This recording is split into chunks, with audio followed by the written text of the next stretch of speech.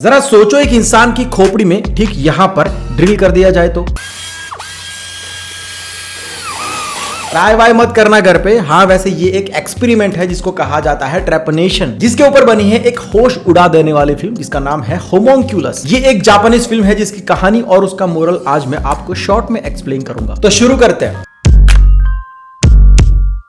तो इस कहानी का मेन किरदार है नकोशी। भाई अपनी याददाश्त खो चुका है। क्यों खो चुका है ये आपको आगे कहानी में पता चल जाएगा। अब ये बंदा वैसे पैसे वाला है, लेकिन जब से उसकी याददाश्त चली गई है कोई फीलिंग्स नहीं है भाई के अंदर। जिंदगी जीने में कोई खास इंटरेस्ट नहीं है उसको, वो बस जिंदगी काट रहा है। एक छोटी सी गाड़ी में ही रहता है फिलहाल, तो ये गाड़ी ही उसका घर है। एक दिन एक लड़का उसके पास आता है, उस लड़के का नाम है ईटो। अब ये ईटो जो है वो एक मेडिकल इंटर्न है जो अपने ही फादर के हॉस्पिटल में काम करता है। उसको ये ट्रेपनेशन जैसे एक्सपेरिमेंट्स करके इंसानों के बारे में ज्यादा से ज्यादा जानना है। हाँ, तो ये ईटो भाई साहब नकोशी से कहते हैं कि देखो भाई, मुझे एक एक्सपेरिमेंट करना है जिसमें मुझे तुम्हारी जरूरत है। मैं तुम्हारी खोपड़ी में यहाँ पर छोटा सा होल करूंगा, बस उसके लिए तुमको बहुत अच्छे पैसे भी दूंगा। लेकिन नकोशी के पास पैसे की तो कमी है नहीं। उस दिन तो वो ईटो फीटो को वहां से भगा देता है, लेकिन वो लड़का नकोशी का पीछा छोड़ता ही नहीं है। दूसरे दिन वो फिर से आता है और कैसे भी करके इस एक्सपेरिमेंट के लिए नकोशी को मना ही लेता है। ईटो उसे कहता है कि 7 दिन के अंदर तुम्हारी लाइफ बदल जाएगी। इस एक्सपेरिमेंट से तुम्हारी याददाश्त वापस आ सकती है। अरे तुम्हारा सिक्स्थ सेंस एक्टिव हो सकता है, बहुत सारे मिरेकल्स हो सकते हैं। तो नकोशी ये सोच के रेडी हो जाता है कि अगर कुछ अच्छा हो जाता है तो बहुत अच्छी बात है, जिंदगी जीने की एक वजह मिल जाएगी। अगर कुछ अच्छा नहीं होता है तो जिंदगी तो वैसे ही बर्बाद है, क्या ही फर्क पड़ता है। तो फाइनली वो लड़का ईटो नकोशी के स्कल में यहां पर ड्रिल करने जा रहा है। लेकिन उससे पहले वो नकोशी को समझा देता है कि भाई ये जो काम हम करने जा रहे हैं उसका बेसिक फंडा आखिर है क्या, इसको करने के बाद क्या क्या हो सकता है। वो समझाता है कि इंसान का जब जन्म होता है तब यहाँ पर गैप होती है, एक होल होता है। लेकिन बच्चा जैसे जैसे बड़ा होता है, जैसे वो 1.5 साल का हो जाता है, ये गैप धीरे धीरे भर जाती है। अगर हम इस होल को खोल दे तो यहाँ पर ब्लड सर्कुलेशन बढ़ जाएगा और ब्रेन का वो पार्ट एक्टिव हो जाएगा फिर से, और फिर दिमाग की ऐसी ऐसी शक्तियों को तुम यूज कर पाओगे जो तुमने आज तक कभी नहीं की है। दुनिया में लोग अपने दिमाग का 10% भी यूज नहीं करते हैं। तुम इस एक्सपेरिमेंट की वजह से बाकी का 90% भी यूज कर पाओगे। और फिर ईटो नकोशी की खोपड़ी में ड्रिल कर ही देता है। अब इस एक्सपेरिमेंट के बाद डे 1 से ही नकोशी की लाइफ में अजीबोगरीब चीजें होना शुरू हो जाती है। वो जब लोगों को सिर्फ अपनी लेफ्ट आंख से दिखता है तो कुछ लोग उसको कुछ ऐसे दिखाई देते हैं। कोई उसे पेड़ की तरह दिख रहा है, कोई पूरी बॉडी पर चश्मे पहने हुए, कोई पिक्सल्स का बना हुआ है, कोई केबल्स और सॉकेट्स का बना हुआ है, कोई बड़े रोबोट की तरह दिख रहा है। तो गुरु बात यह है कि नकोशी का ब्रेन सुपर एक्टिव हो गया है जैसे उस लड़के ने बोला था। तो अब नकोशी लोगों के दिमाग के अंदर क्या स्ट्रेस चल रहा है वो देख पा रहा है ऐसे अवतारों के रूप में। लोगों के ऐसे डरावने रूप जो उसको दिख रहे हैं ना, उसको कहा जाता है होमोन्क्यूलस।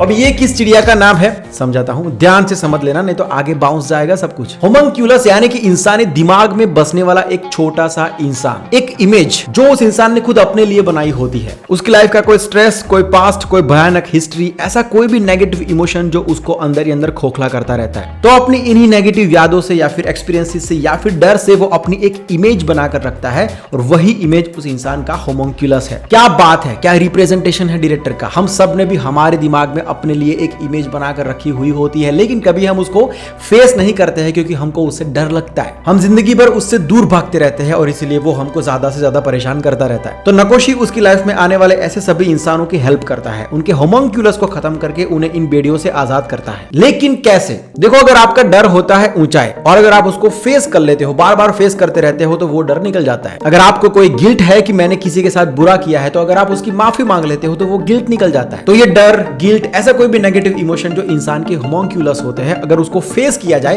तो वो निकल जाते हैं, खत्म हो जाते हैं। मूवी में इसके एग्जांपल के तौर पर एक डॉन का किरदार है जिसने बचपन में एक रोबोट के खिलौने और चाकू के झगड़े में अपने छोटे से दोस्त की पिंकी फिंगर काट दी थी, जिसके अफसोस का भार वो आज तक लेके घूम रहा है। और यही उसका होमोन्क्यूलस है। नकोशी उसे कहता है कि सिर्फ सॉरी ही तो कहना है, भाग क्यों रहे हो। बिल्कुल वैसे ही एक लड़की जिसको उसकी माँ दूसरों से कंपेयर करती रहती है, नीचा दिखाती रहती है, तो वो लड़की अपनी माँ को दिखाना चाहती है कि वो किसी से कम नहीं है। वर्जिन रहना उसको एम्बेरेस करता है, तो वो प्रोस्टिट्यूट बनने निकल पड़ती है। तो नकोशी उसके साथ फिजिकल रिलेशन बनाता है और उसका भी होमोन्क्यूलस खत्म हो जाता है। लेकिन कहानी में ट्विस्ट ये है कि एक दिन वो देखता है कि जिसके होमोन्क्यूलस उसने खत्म किए वो सब उसकी बॉडी के पार्ट्स बनते जा रहे हैं। उसे अपना एक हाथ और पैर कुछ ऐसे दिखाई देने लगता है और ये देखकर वो बहुत डर जाता है। ईटो से कहता है कि भाई तू ये होल बंद कर दे, मुझे कोई मिरेकल नहीं करने, मुझे किसी की मदद भी नहीं करनी। अब यहां से आगे आप मूवी देख सकते हैं। जिसको सुनना है वो लोग कंटिन्यू कर सकते हैं। नकोशी के साथ ऐसा इसलिए हो रहा है क्योंकि उसके अंदर भी अपना एक होमोन्क्यूलस है। उसकी लाइफ के कुछ स्ट्रेस, कुछ डिस्टॉर्शन जो अब ऊपर आ गए हैं इस ट्रेपनेशन एक्सपेरिमेंट की वजह से, और जब तक उसका होमोन्क्यूलस भी खत्म नहीं होगा तब तक वो जिसका भी होमोन्क्यूलस खत्म करेगा वो सब उसकी बॉडी के पार्ट्स बनते जाएंगे। तो दिमाग घुमा देने वाला मैटर हो गया ये तो। क्योंकि प्रॉब्लम ये है गुरु की नकोशी भाई साहब को तो अपना पास्ट याद ही नहीं है, तो उसको पता कैसे चलेगा कि मेरी लाइफ में ऐसा क्या हुआ है जो मुझे डिस्टर्ब कर रहा है, क्या स्ट्रेस है, क्या डिस्टॉर्शन है मेरे दिमाग में। तो फिर वो याद करने की बहुत कोशिश करता है कि मेरे साथ क्या क्या हुआ है आज तक। ऐसे में उसको याद आता है कि कुछ दिन पहले वो एक लड़की से मिला था जिसको देखकर उसकी थोड़ी बहुत याददाश्त वापस आ जाती है। उस लड़की का चेहरा कुछ ऐसा दिखता है, पूरा ब्लैंक, यानी कि उस लड़की के अंदर भी होमोन्क्यूलस है। अब उस लड़की का नाम है नानको,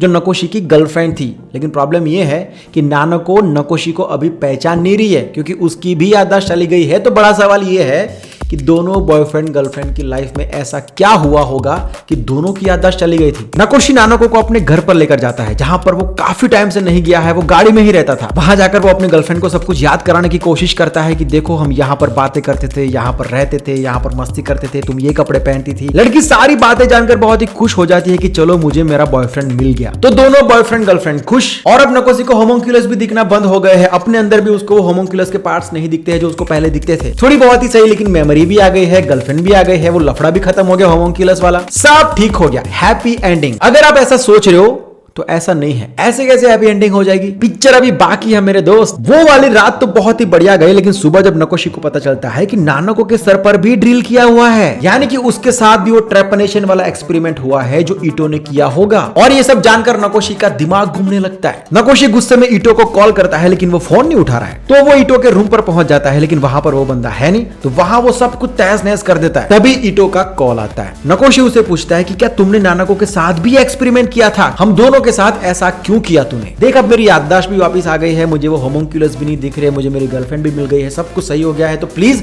हमसे दूर रहना और जो भी हमारा समझौता हुआ था वो सब खत्म और मुझे होमोन्क्यूलस दिखना बंद हो गए हैं, यानी कि तुम्हारा एक्सपेरिमेंट फेल हुआ। तो ईटो कहता है कि ओ भाई रुक जा, सांस ले ले थोड़ा सा। किसने कहा तुम्हारी याददाश्त आ गई है? क्योंकि तुझे तेरी गर्लफ्रेंड मिल गई है, तुम लोग अब साथ हो, उसका नाम नानको है, इसलिए ऐसा कुछ है ही नहीं जैसा तुमको दिख रहा है। ये सुनकर नकोशी शॉक हो जाता है। वो पूछता है कि ऐसा कुछ नहीं है, मतलब कहना क्या चाहता है तू? तब ईटो कहता है कि एक्सपेरिमेंट मेरा सक्सेसफुल ही हुआ है और ये साबित हो गया है कि इंसान का ब्रेन वही देखता है जो वो देखना चाहता है। तुम्हें जो कुछ भी दिख रहा है वो सब कुछ एक इल्यूजन है। ना तुम्हारी याददाश्त वापस आई है, ना उस लड़की का नाम नानको है और ना वो तुम्हारी गर्लफ्रेंड है, और वो एक्चुअल में क्या है वो उसको थोड़ी देर में ही पता चल जाएगा। ईटो लड़की के पास पहुंच के उसे उसके असली नाम से बुलाता है। उस लड़की का नाम है चिहिरो। लेकिन अब ये चिहिरो और नानको का क्या कनेक्शन है, यही सोच रहे हो ना? वो बाद की बात है, लेकिन अभी तो नकोशी भाई साहब के लगे हुए हैं, क्योंकि जैसे ही उस लड़की की याददाश्त वापस आएगी सबसे पहले तो वो लड़की जाएगी। और नकोशी भाई साहब के दिल में तो उसके लिए कुछ कुछ होने लगा है नानको समझकर। और याद करो लड़की का होमोन्क्यूलस भी है जिससे वो बहुत ही परेशान है, लेकिन नकोशी तो अब उसकी कोई हेल्प कर नहीं पाएगा क्योंकि उसको तो अब होमोन्क्यूलस दिखना ही बंद हो गए हैं। तो क्या करेगा नकोशी, क्या लगता है? तो नकोशी भाई साहब ये जानते हुए भी कि वो लड़की उसकी गर्लफ्रेंड नहीं है, वो उसकी मदद करना चाहता है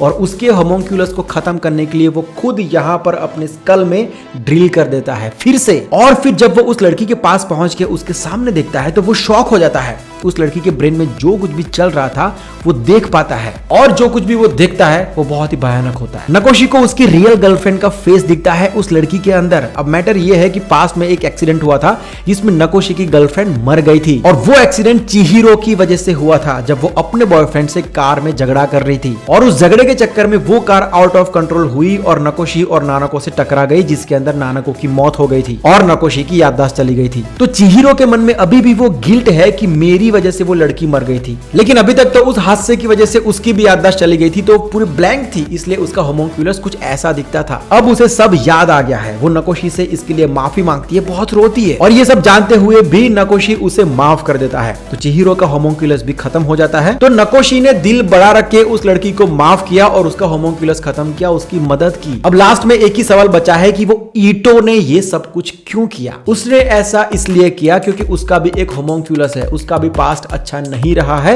और वो उसको खत्म करना चाहता है। नकोशी ईटो को भी उसका होमोन्क्यूलस बताता है जो पानी से बना हुआ है, जिसमें एक गोल्ड फिश तैर रही है। क्योंकि ईटो के पापा उससे प्यार नहीं करते थे, उसकी तरफ ध्यान ही नहीं देते थे, उससे ज्यादा वो एक गोल्ड फिश से प्यार करते थे। तो यही बात उसके अंदर घर कर गई थी कि मेरी तरफ कोई देखता ही नहीं है। तो बचपन से लेके आज तक उसका यही डर रहा है, यही उसके दिमाग में डिस्टॉर्शन है कि मुझे कोई अटेंशन नहीं देता है। लेकिन उसके इस होमोन्क्यूलस को दूर करने के लिए नकोशी ईटो से जो कहता है वही इस फिल्म का मैसेज है। नकोशी ईटो से कहता है कि तुम ऑलवेज इसी कोशिश में रहे कि लोग तुम्हें देखे, तुम्हारी केयर करे, तुम्हें समझे। लेकिन क्या तुमने कभी किसी को देखा है, किसी को समझने की कोशिश की है, किसी की केयर की है? सो मोरल इज, इस दुनिया में सबके अपने अपने होमोन्क्यूलस होंगे, सबके अपने अपनी लाइफ में ऐसा कुछ ना कुछ बुरा हुआ होगा जो जिंदगी भर के लिए यहाँ पर फिट हो जाता है, जो उनको जिंदगी भर परेशान करता है। लेकिन अगर सब एक दूसरे की मदद करे, एक दूसरे को समझे, एक दूसरे की केयर करे, तो वो सारे होमोन्क्यूलस खत्म हो सकते हैं और एक बहुत ही खूबसूरत दुनिया बन सकती है। एनीवे, अगर ये वीडियो पसंद आया है तो एक लाइक कर देना और ऐसे वीडियोस के लिए चैनल को सब्सक्राइब कर लेना। और आगे आप कौन सी मूवीज के एक्सप्लेनेशन सुनना चाहते हैं कमेंट करके बता देना। See you soon in next video. Bye, take care and जय हिंद।